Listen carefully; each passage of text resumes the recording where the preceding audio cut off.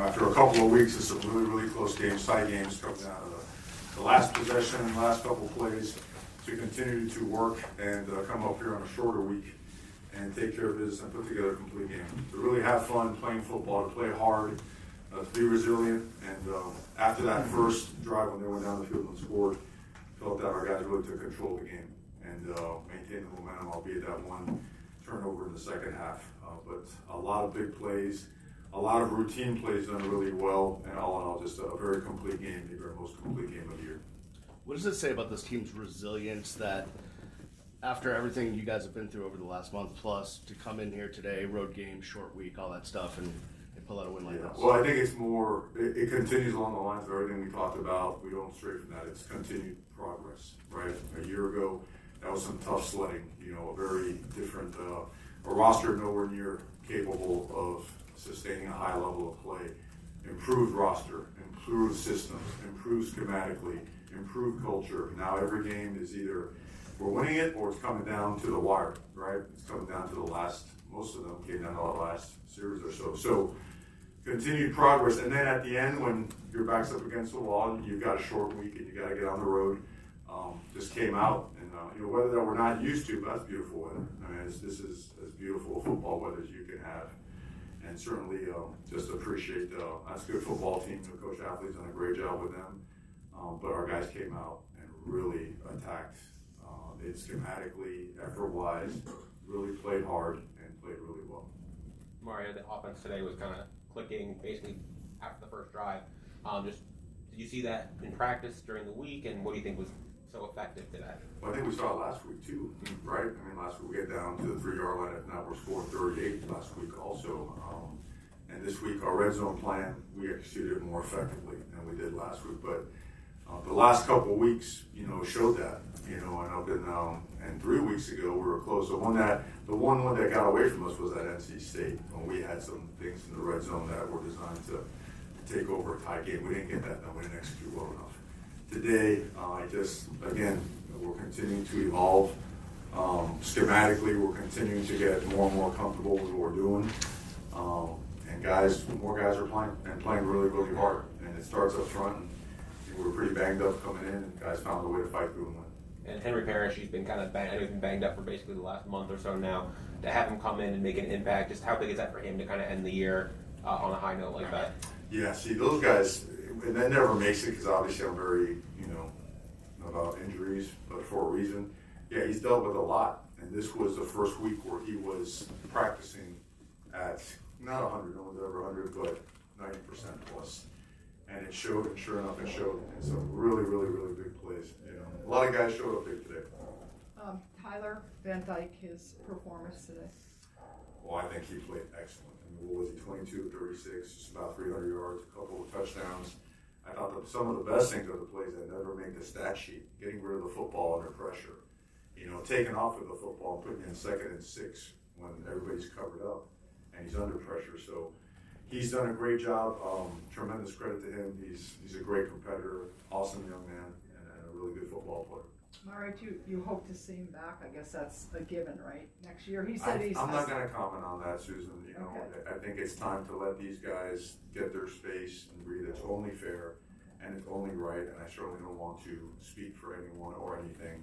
We're not ready to do that yet. Strictly here, if I would respectfully ask that we stick to this game and the guys that played in it, because after this, we're in the wild, wild west of college football, and it is completely unpredictable for everybody, including ourselves. On that note, can you just talk, the portal opens, and I know you're talking about this game, but just what's your schedule like as the next couple of weeks go on? Relentlessly going forward. We made a huge jump in our roster this year, and we expect to turn it over by a large chunk again.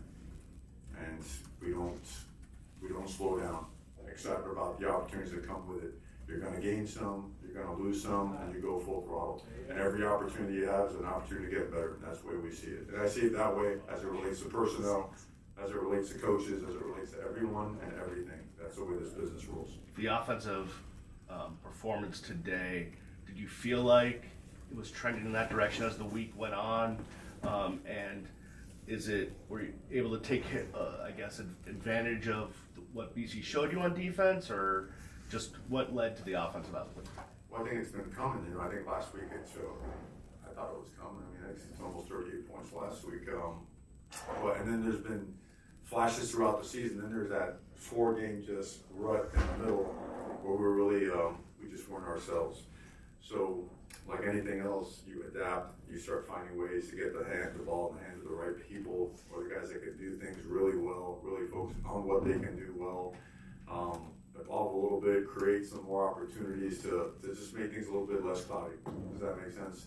Because sometimes, like some of those runs are, 1 yard and, what the heck, we're running up the middle. It's the same run that broke for 40 yards at the end, You try to create air and space because our roster's getting better and better. We're getting more guys that can do stuff with football.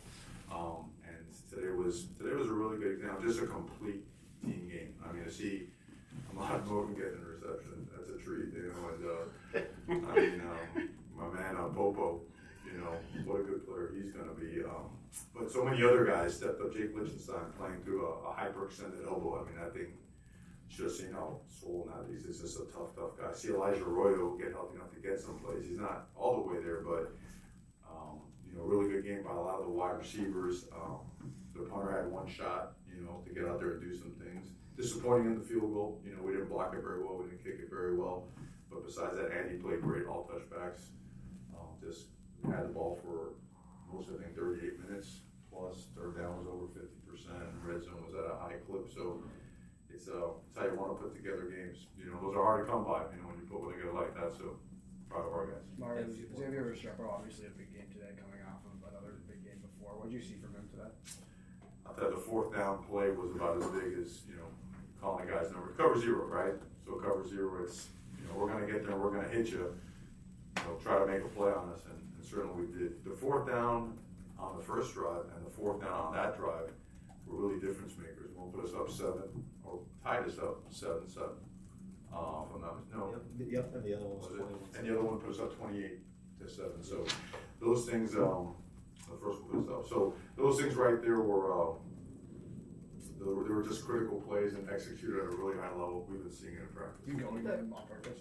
What's Is that? that the guy that you guys were going for out of those plays, or it just ended up being the right? Well, he's one of them. I mean, we feel that these guys they could make plays, and they had the opportunities to make them, and they made them. So it was awesome. It was awesome to watch. What was good to do? It was good to watch those guys have fun, and they know what's up. I mean, we've come miles. We've come miles and miles and miles, and sometimes the end result ain't exactly there, but this is still a matter of people, processes, time, and effort. And Miami is trending strong in the right direction, and these next couple of weeks will also be critical to our push to continue moving in that direction. We're going to do a couple more questions for Coach. Mario, Jacoby and Burchard didn't get in the first quarter. Was that as a result of their unsportsmanlike conduct last week? It was. They handled it really well. It's those guys are really good people and they're good players. But we talked about that's enough. We just ain't doing that. It's not us. And really, it's not them. So it is what it is. Handled it well. Came out after.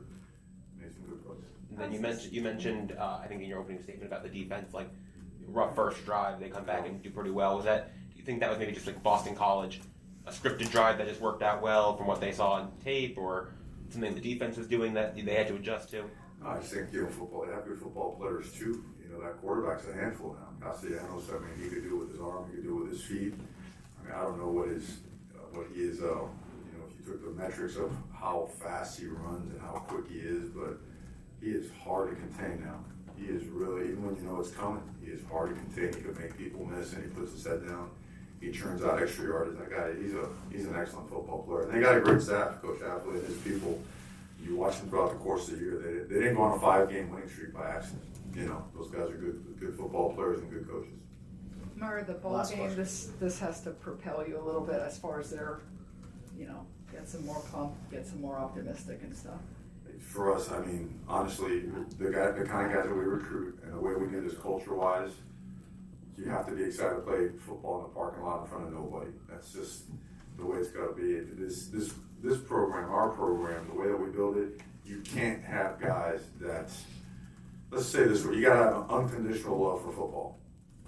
It's not circumstantial where, okay, I feel like it today, football is not for moody people, you know, when you want to play and when you don't want to play. And we're trending, our roster's getting better and better about guys that just, they want to play ball and are willing to play ball anytime, anywhere. So we'll see, we'll put our roster together, heal up some guys and get ready for an opportunity here in the postseason, which is exciting for us, exciting for an opportunity to get win number 8. Mario, is it possible that Jakari could get into the bowl game?